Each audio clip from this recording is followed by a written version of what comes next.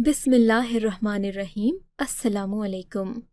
मैं इस थाने में नई नई आई थी। मेरी भर्ती को अभी 15 दिन भी नहीं हुए थे कि मुझे यहाँ नई नई चीज़ें देखने को मिलीं, ऐसी चीज़ें जिनका मैंने इससे पहले कभी तसव्वुर भी नहीं किया था।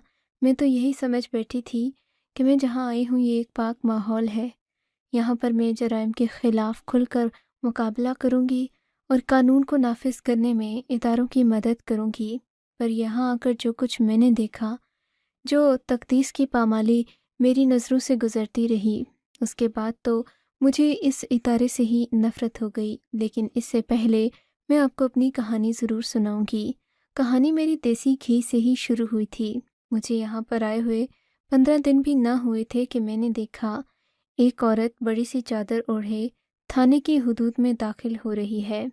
उसके पास और कोई चीज़ न थी, सिर्फ़ एक बड़ा सा कैन था। मुझे लगा कि शायद ये स्टाफ की औरत है, लेकिन ये तो कोई बाहर की लग रही थी। इसके पास यूनिफॉर्म भी नहीं था, ना ही कोई और चीज़ थी, बल्कि ये एक आम सी घरेलू औरत लग रही थी। मैंने देखा इसके पास एक बड़ा सा डब्बा मौजूद था। डब्बा क्या था, बल्कि एक कैन था जिसमें इसने तेल जैसी कोई चीज़ उठा रखी थी। फूली सांसों के साथ जब इसने ऑफिस में कदम रखा तो मुझसे कहने लगी, बीबी जी ये लें, मैं 5 किलो देसी घी ले आई हूँ, अगले 5 दिनों के लिए काफ़ी होगा। आपने कहा तो था कि रोज़ का किलो पहुँचा देना, लेकिन ऐसा करना मेरे लिए मुमकिन नहीं है। मैं रोज़ तो आ जा नहीं सकती, ये बात आपको भी मालूम है। उसकी बात सुनकर मैं चुप हो गई थी और हैरानगी से उसे देखने लगी, क्योंकि आज से पहले तो मैंने देसी घी का नाम नहीं सुना था। बस थोड़ा थोड़ा बचपन की यादें थीं जहन में, जब हमारी दादी हमें देसी घी के साथ रोटी दिया करती थीं। हम वो रोटी की चूरी खा लेते थे। लेकिन आज तो ये औरत ये किस मकसद के लिए लाई हो? मैंने पूछा तो वो चौंक कर मुझे देखने लगी, जैसे उसे अंदाज़ा हो गया हो कि ये बात मुझे नहीं किसी और को बतानी थी। ओहो, आप तो यहाँ पर नई आई हैं लगता है, मैंने आपको पहली बार देखा है। दरअसल ये देसी घी तो मैं यहाँ पर हर महीने लेकर आती हूँ, लेकिन वो बड़ी साहिब को देते होती हूँ, उन्होंने ही मुझसे मंगवाया था। अब तो मुझे आदत हो गई है मुफ्त में घी देने की। वो तंजिया अंदाज में बोली और वहाँ से निकल गई। मैं हैरान हो गई कि इस बेचारी औरत से मुफ्त में 5 किलो देसी घी क्यों मंगवाया जाता है। कोई तो वजह होगी, बेचारी की इतनी सारी मेहनत ज़ाया हो जाती है। मुझे दिल में अफसोस हुआ था। मैं समझने लगी कि शायद ये स्टाफ के खाने के लिए होगा। थोड़ी देर के बाद जब चाय का वक्त हुआ, हमें चाय लाकर दी गई, तो मैंने बड़ी मैडम से यही पूछा कि वो देसी घी जो आया था वो नज़र नहीं आ रहा। एसपी साहिबा मेरी बात एसपी साहिबा मेरी बात सुनकर ज़ोरदार कहकहा लगाकर हंस पड़ी। बीबी, तुम्हें क्या लगता है मैं तुम्हें यहाँ देसी घी के साथ चूरी बनाकर खिलाऊंगी? उनकी तंजिया हंसी मुझसे बर्दाश्त न हुई।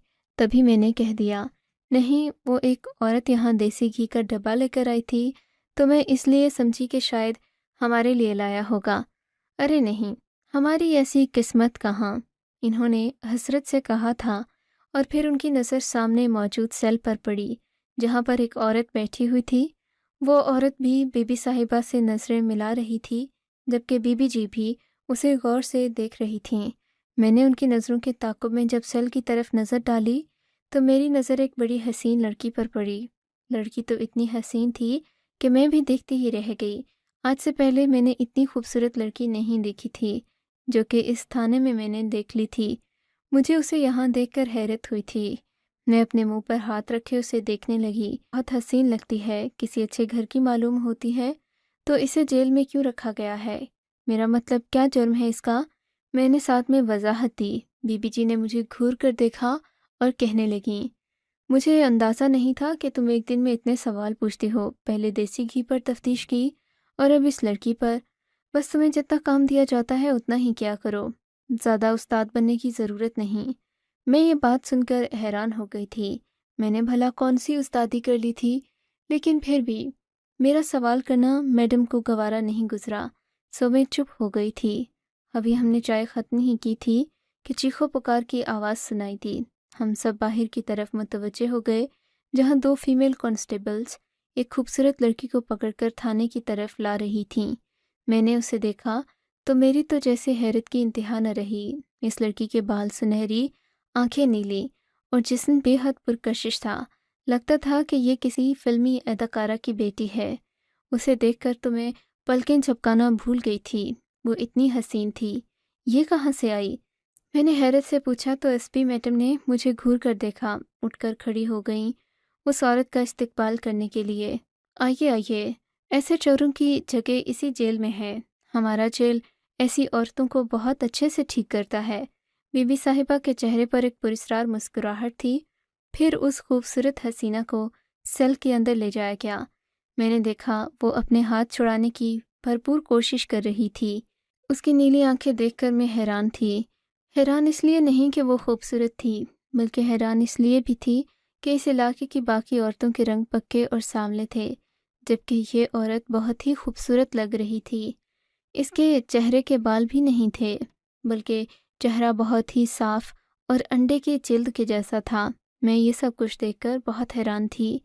یہ لڑکی کہاں سے آئی؟ میں نے ساتھ کھڑی کانسٹیبل سے پوچھا تو کہنے لگی، بس اسی کے لیے سب کچھ ہے یہاں پر۔ اب تم دیکھ لینا کیسے اس کی خدمتیں شروع ہوں گی، اور پھر آج دیسی گھی بھی لایا جائے گا۔ دیسی گھی تو صبح ہی آ چکا تھا، میں نے اسے یاد دہانی کروائی۔ اچھا 5 کلو دیسی گھی، ہاں ہاں مجھے یاد آ گیا۔ اس کانسٹیبل نے یہ بات کرتے ہی اپنا راستہ لیا اور مجھے مزید کچھ نہیں بتایا۔ میری نظر دوبارہ اس لڑکی پر پڑی۔ اب وہ پرسکون ہو کر بیٹھ چکی تھی۔ میں نے دیکھا اس کی آنکھوں میں بغاوت تھی، ایک عجیب سی بغاوت۔ تم کون ہو؟ میں نے اس سے پوچھا۔ جاؤ جا کر اپنا کام کرو۔ اس نے مجھے اتنے روکھے انداز میں جواب دیا کہ میں حیران رہ گئی۔ پولیس والیاں تو کسی سے بات نہیں کرتیں، ایک میں نے اس سے بات کر لی، اوپر سے یہ مجھے ہی نخرے دکھا رہی ہے، میں نے سوچا، اور وہاں سے زیر لب بڑبڑاتے ہوئے واپس اپنے آفس میں آ گئی۔ مجھے اس عورت کا رویہ برا لگا تھا، لیکن میں چپ رہی، کیونکہ میرے لیے صرف یہی نہیں بلکہ اور بھی کام کاج تھے جو کہ مجھے آج کے دن ہی نپٹانے تھے۔ میں آفس میں گئی تو دیکھا ایس پی صاحبہ وہاں پر موجود نہیں تھیں۔ میں نے دوسری کانسٹیبل سے پوچھا تو کہنے لگی، وہ آج یہاں پر نہیں رکیں گی، آج رات تمہیں یہاں پر ٹھہرنا پڑے گا، کیونکہ یہاں اور کوئی بھی نگرانی کرنے والا نہیں ہے۔ میں یہ بات سن کر پریشان ہو گئی تھی۔ آج سے پہلے ہاسٹل کے علاوہ میں نے باہر رات نہیں گزاری تھی، لیکن کیا کرتی، مجھے اب یہیں پر رہنا تھا۔ میں نے خاموشی اختیار کر لی، سوچا کہ چلو اسی بہانے مجھے آج باقی باتیں بھی پتہ چل جائیں گی، معلوم ہو جائے گا کہ یہاں پر دیسی گھی کیوں لایا جاتا ہے، اور وہ لڑکی جسے آج تھانے میں قید کیا گیا تھا اس کا جرم کیا تھا۔ یہی باتیں مجھے پریشان بھی کر رہی تھیں، لیکن میں نے کسی قسم کی پریشانی کو ذہن پر سوار نہیں کیا۔ میں خاموشی سے رات ہونے کا انتظار کرنے لگی کہ جب سب لوگ کھانے پر بیٹھیں گے کوئی نہ کوئی بات چیت تو ہوگی، خاص کر اس عورت کے بارے میں جو کہ تھانے میں آج قید کی گئی تھی۔ تھوڑی دیر کے بعد مجھے راؤنڈ پر جانا پڑا، کیونکہ ایک عورت بہت زیادہ ہنگامہ کر رہی تھی۔ مجھے بھی بلایا گیا تھا۔ میں جیسے ہی سیل کی طرف گئی تو یہ دیکھ کر میری آنکھوں میں آنسو آ گئے کہ ایک بوڑھی عورت چلا رہی تھی، بری طرح چلا رہی تھی، لیکن اس کے بعد کوئی بھی نہیں سن رہا تھا۔ بار بار اس کے منہ پر ہاتھ رکھ کر اسے چپ کروانے کی کوشش کی جا رہی تھی۔ میں حیران تھی کہ آخر اس بیچاری عورت نے ایسا کیا کیا ہے، جبکہ وہ عمر میں بھی بوڑھی تھی، اس کا رنگ کالا تھا، وہ ان عورتوں جیسی ہرگز نہیں تھی جو کہ یہاں پہلے سے تھانے میں قید تھیں۔ یہ دیکھ کر میری آنکھیں مزید پھٹی کی پھٹی رہ گئیں کہ اس تھانے میں ہر سیل میں ایک خوبصورت گوری چٹی عورت موجود تھی، جبکہ باقی عورتیں کالی، پکے اور سانولے رنگ کی تھیں۔ مجھے یہ بات دکھ دے رہی تھی۔ پتہ نہیں کیوں اس بوڑھی عورت کا چیخنا چلانا مجھے بہت گراں گزر رہا تھا۔ مجھے سمجھ نہیں آتا تھا کہ میں اس کی مدد کیسے کروں، کیونکہ وہ مجھے واقعی میں ایک مظلوم اور پسے ہوئے طبقے کی عورت لگ رہی تھی۔ میں نے اسے بارہا بلانا چاہا، لیکن اس نے خاموشی اختیار کر لی تھی، کیونکہ رو رو کر اس کا گلا خشک ہو چکا تھا۔ پھر میں اس کے پاس گئی، میں نے کہا، بی بی کیا بات ہے، تم رو کیوں رہی ہو؟ کہنے لگی کہ چلی جاؤ یہاں سے، تم بھی باقی پولیس والیوں کی طرح میرا مسئلہ پوچھ کر مجھ پر ہنسو گی۔ نہیں ہنسوں گی، تم مجھے بتاؤ تو صحیح، تم نے کیا جرم کیا ہے جو تم یہاں پر لائی گئی ہو؟ اس عمر میں تمہیں جیل میں آنے کی ضرورت ہی کیوں پڑی؟ بیٹی میں تمہیں کیا بتاؤں، میں یہاں کسی اور جرم کی سزا میں لائی گئی ہوں، وہ جرم جو کرنا میں کبھی نہیں چھوڑوں گی، اور اس جرم کے لیے مجھے کوئی روک بھی نہیں سکتا۔ کیونکہ میں نے اپنی راستہ خود چنا ہے۔ مجھ پر کوئی زور زبردستی نہیں کی گئی۔ اگر مجھ سے کوئی بھی کام چھڑانے کے لیے یہ لوگ دباؤ ڈالیں گے تو یہ کیا سمجھتے ہیں کہ میں ان کی بات مان لوں گی؟ میں نے دھوپ میں نہیں سفید کیے، لیکن پھر بھی اگر تم میرے بارے میں جاننا چاہتی ہو تو میں تمہیں کچھ نہیں بتاؤں گی۔ تم بس اس بات کا پتہ لگاؤ کہ دیسی گھی روزانہ اس تھانے میں کیوں لایا جاتا ہے، وہ بھی اس وقت جب ایک گوری لڑکی کو گرفتار کر کے تھانے میں لایا جاتا ہے۔ کوئی تو وجہ ہوگی نا بیٹی۔ میں چاہتی ہوں کہ تم خود سچ تک پہنچو۔ اگر میں تمہیں ساری بات بتا دوں گی تو تمہیں میری بات پر یقین بھی نہیں آئے گا۔ تم جاؤ، سچ کو ڈھونڈو، تم ضرور حقیقت کی تہہ تک پہنچ جاؤ گی۔ بالکل بھی فکر نہیں کرنا۔ میں نے زندگی میں آج تک کوئی ایسا کام نہیں کیا جس پر مجھے شرمندگی ہو، سو جو چیز تمہیں بتائی ہے تم اب اس پر عمل کرنا۔ خواہ بیٹھ مت جانا، میری بات کو نظر انداز مت کرنا۔ ابھی بھی تم جا کر رات کے وقت کچن میں دیکھو گی تو 5 سے 10 کلو دیسی گھی تمہیں دیکھنے کو ملے گا، جبکہ دیسی گھی نہ تم کھاتی ہو نہ ہی تھانے کی کوئی اور عورت کھاتی ہے، تو آخر اس کا کیا استعمال ہے؟ تم جاؤ، اگر تمہیں یہ حقیقت پتہ چل گئی تو تم ساری کہانی کی تہہ تک پہنچ جاؤ گی۔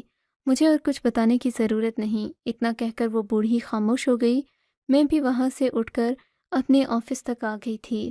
میں سمجھ چکی تھی کہ کوئی نہ کوئی بات ضرور ہے جو وہ بوڑھی عورت مجھے بتا نہیں رہی، سو مجھے خود ہی ڈھونڈنا تھی۔ میں نے ایک اور کانسٹیبل سے ان گوری لڑکیوں کے بارے میں پوچھا کہ یہ یہاں پر کیوں قید ہیں۔ کہنے لگی کہ انہوں نے چوری کی ہے۔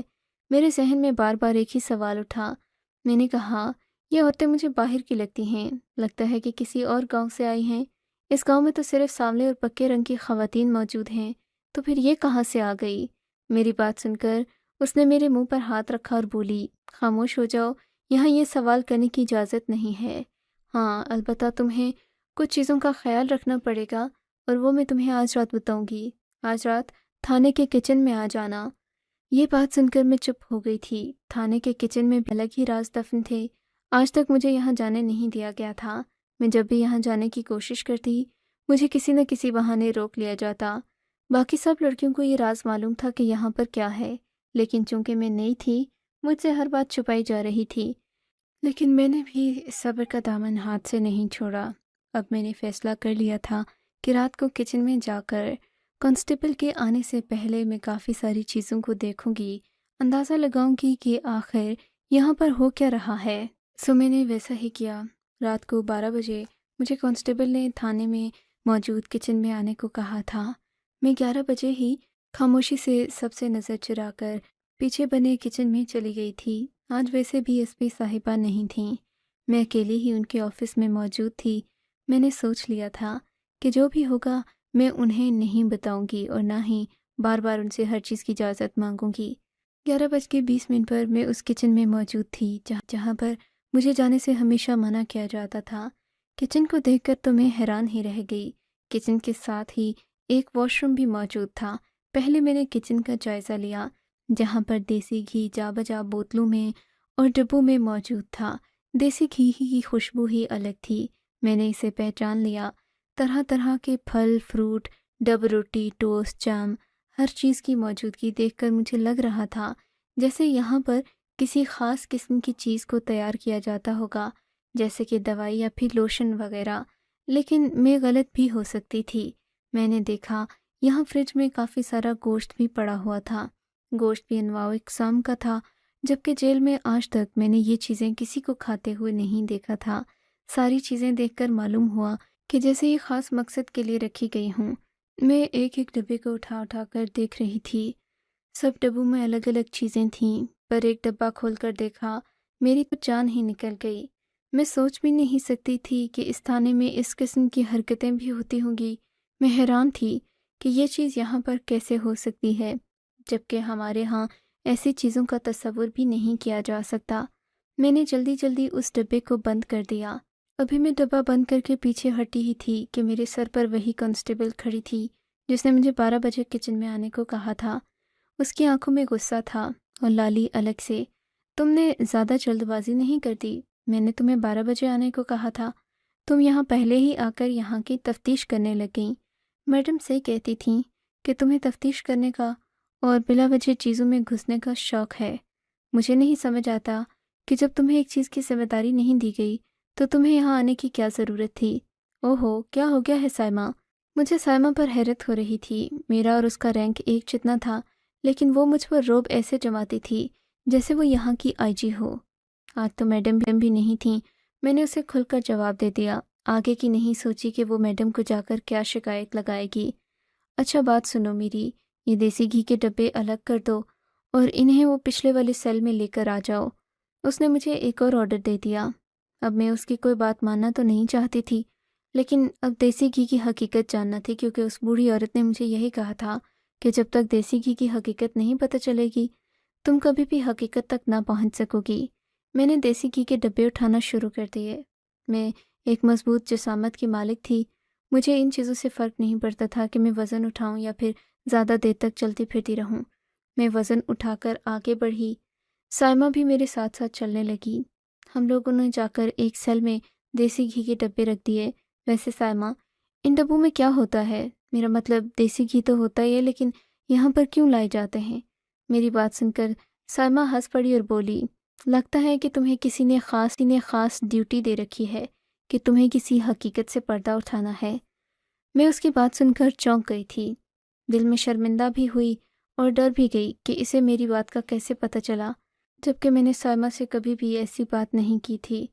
بس تم اس سیل میں باقی چیزیں بھی لا کر رکھ دو، اور ہاں، یہاں پر ایک اچھا سا بیڈ بھی بنا دو۔ سائمہ نے مجھے ایک اور آرڈر کیا تھا۔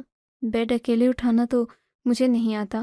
میں نے سائمہ کو صاف آنکھیں دکھا دیں۔ کیوں بھائی، تمہیں کیوں نہیں آتا؟ پولیس میں تم ہاکی کھیلنے تو نہیں آئی؟ ان سب چیزوں کو ٹیسٹ کرنے کے بعد ہی تو یہاں پر تمہیں بھیجا گیا ہے، تاکہ تم ملک اور قوم کی خدمت کر سکو۔ سائمہ کی باتیں مجھے اس وقت زہر لگ رہی تھیں، پر میں نے سوچ لیا کہ میں اس کو اپنا مخالف نہیں بناؤں گی۔ میں نے کہا چلو ٹھیک ہے، میں بیڈ خود سے گھسیٹنے کی کوشش کروں گی۔ لوہے کا بیڈ تھا۔ خوش قسمتی سے میں نے اسے بآسانی کھینچ کر اس کمرے میں لگا دیا۔ پھر اس کے اوپر سفید رنگ کی چادر بھی بچھائی گئی، طرف گاؤ تکیے لگائے۔ مجھے سمجھ نہیں آ رہا تھا جیل کے اندر یہ ساری چیزیں کرنے کی ضرورت ہی کیا ہے، جبکہ جیل میں تو قیدیوں کو سزا کے لیے لایا جاتا ہے، پر میری بات کسے سمجھ آتی تھی۔ خیر، مجھے جہاں تک کہا گیا میں نے ویسا ہی کیا۔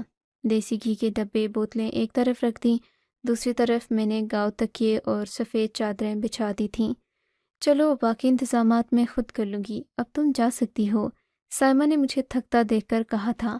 نہیں، کوئی بات نہیں سائمہ، مجھے احساس ہے کہ تم پورا دن کام کرتی ہو، سو میں تمہارے ساتھ رہ لوں گی، میں نے سائمہ کو مکھن لگاتے ہوئے کہا، تاکہ وہ مجھے اپنے ساتھ رکھے اور میں بھی اس حقیقت سے پردہ اٹھتا دیکھوں جس کا میں انتظار کر رہی تھی۔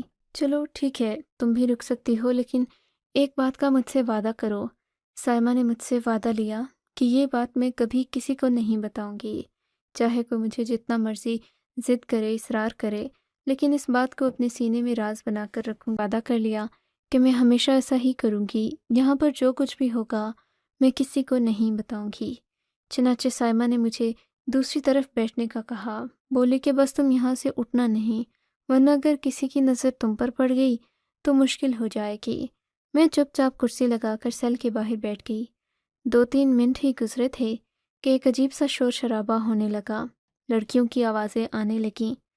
پھر پلٹ کر جو منظر میں نے دیکھا، میں اسے دیکھ کر حیران تھی۔ وہ منظر ایسا تھا کہ کوئی بھی عورت دیکھے تو اس کی آنکھوں میں آنسو آ جائیں۔ میرا دل زور زور سے دھڑکنے لگا تھا۔